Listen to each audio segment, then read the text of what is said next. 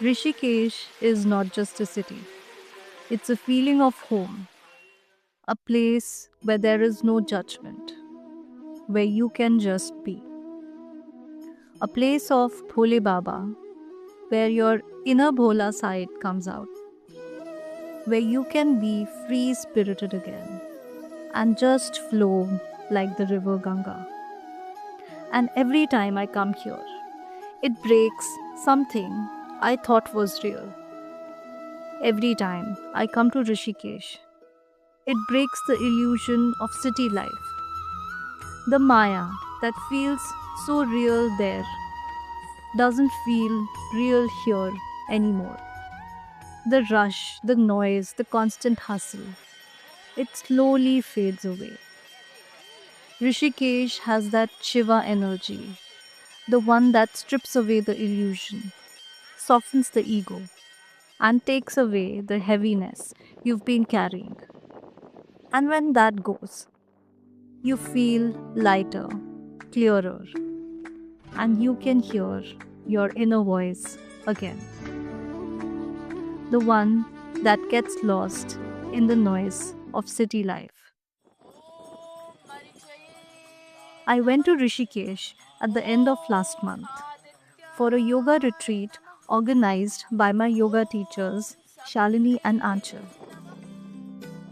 The journey began with a cab ride from New Delhi. We reached by afternoon, and the retreat started with a simple, delicious Sattvic lunch. We were staying at the Great Ganga near Ramjhula with a beautiful view of the river.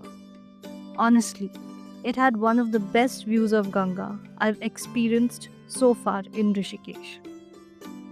The hospitality was warm, everything felt thoughtfully taken care of, and the food, simple Sattvic meals, felt like ghar ka khana, the kind you don't realize you missed.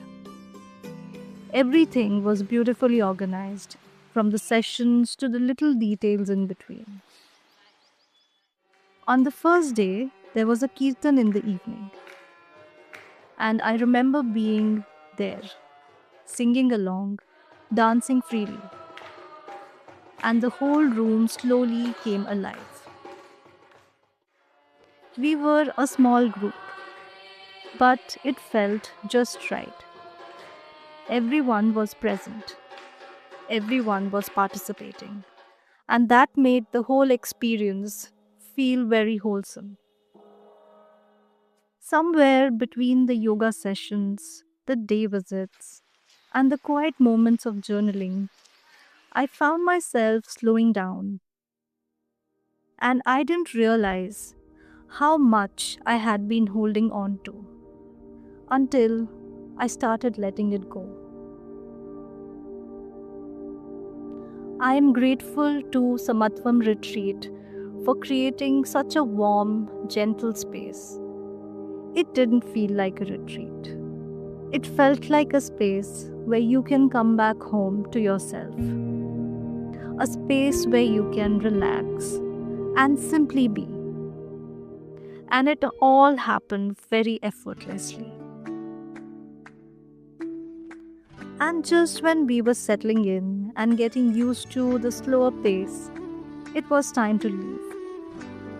But I wasn't ready to pack just yet. So I extended my stay just by a couple of days. And what I didn't realize then was that those couple of days would turn into many more.